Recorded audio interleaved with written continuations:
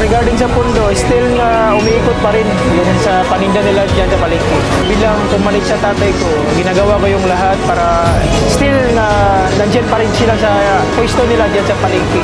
In time sa aking tatay, si Sultan Mike Mariano, na-meet namin si Senator Alan Cayetano. Sa tulong ni Senator Alan, napabilang yung organisasyon namin. Sa ngayon, at still pa rin na member kami sa PTA sa kanila. Napakalaking tulong yung hindi sila nahirapan yung during sa pandemic at nagamit sila sa kanilang negosyo. Yung kay Senator Pia at saka kay Alan Cayetano, napakalaking tulong ito sa mga mahihirap tulad namin, sa mga vendors, makakatulong yung mga pamilya nila. Kami po ay nagpapasalamat at ako po si Amin Mariano na nag-represent ng Maranao Cooperative. Proud to be a member sa PTK nila Senator Alan Cayetano.